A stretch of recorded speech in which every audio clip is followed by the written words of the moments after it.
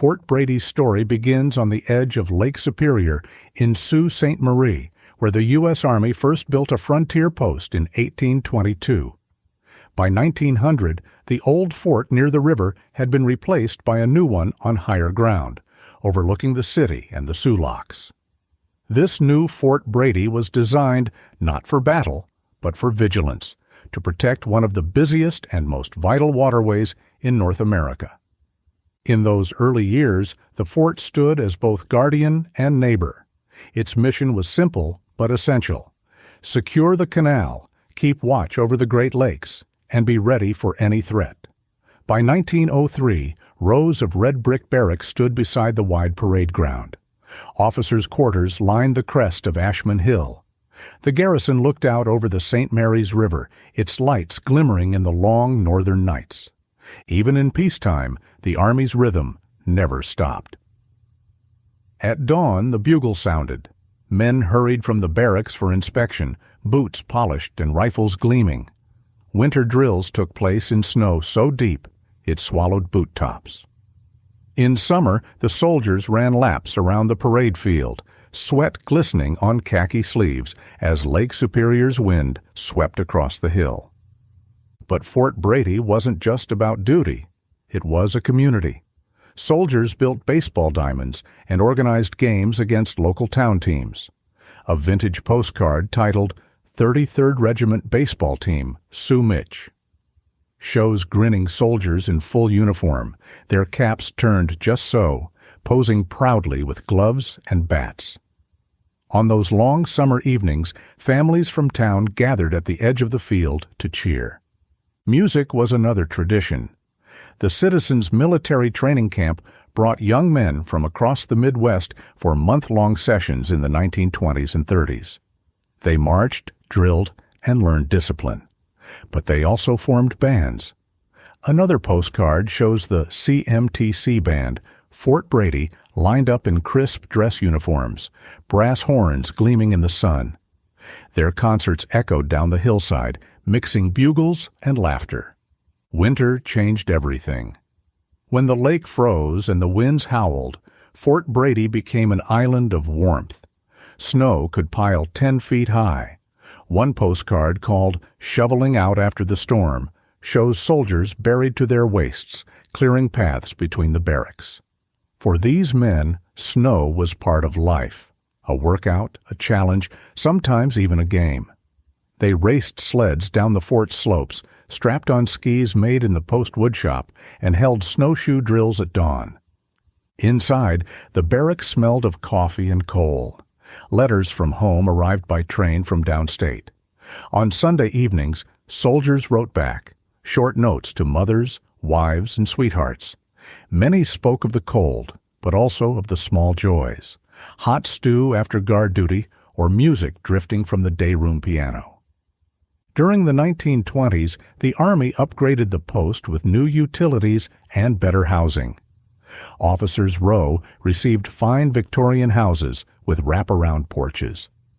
A modern post office and gymnasium went up. When the Great Depression hit, Fort Brady stayed busy. Its payroll and construction projects helped keep local families afloat. In 1934, the fort made headlines again when the Women's Army Corps established a barracks there, one of the first in the Upper Peninsula. These women worked in administration, communications, and nursing. Their presence brought a new rhythm to post life: dances, socials, and more contact with civilians in the Sioux. The calm years faded as the world drifted toward war. By 1939, the parade ground was filled again, this time with recruits from across the country. The Army expanded the base to train troops for possible overseas duty. With its sub-zero winters, Fort Brady became a test site for Arctic warfare. Soldiers practiced sleeping in snow tents and building fires with frozen hands. They learned to march in snowshoes and fire rifles with gloves on. When World War II arrived, the garrison swelled to nearly 15,000 men. Wooden barracks sprang up across the parade field. Convoys rumbled through town as troops guarded the locks, now considered a strategic target. The air buzzed with trucks, engines, and bugles. soldiers of the 2nd Infantry Division and other units learned to endure the cold, a skill that later saved lives in Europe. Yet even in wartime, moments of humanity endured. Winter Carnival broke up the seemingly endless winter blues. Broomball or hockey games broke out, sometimes on snow-cleared patches of ground. The Fort Band played for send-off parades, and local families hosted soldiers for Sunday dinners.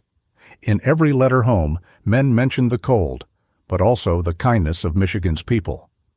By 1944, the Army had new bases farther south, and Fort Brady's watch was ending. The post closed quietly after more than half a century of service. In 1946, its red brick buildings found a new purpose as classrooms for the Michigan College of Mining and Technology, which later became Lake Superior State University.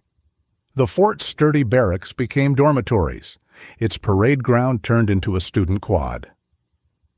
Today, if you walk those same paths in winter, you can still imagine the sound of boots crunching through snow. The old officers' houses stand in rows, their porches wrapped in frost.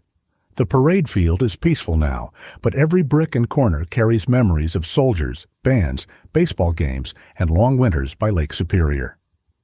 Fort Brady was never a battlefield, but it was a place of endurance and fellowship. Here, thousands of men, and later women, learned discipline, teamwork, and the art of perseverance in one of the harshest climates in America. Their service bridged the quiet years between wars and the storm that followed. It's easy to think of forts as symbols of war, but Fort Brady tells a gentler story, of service without glory, of duty carried out in silence, of a community that thrived in the snow. Its legacy endures in the red brick halls of Lake Superior State University, where history, learning, and memory now share the same ground. Thanks for listening. Please follow us for future episodes of The End of the Road in Michigan.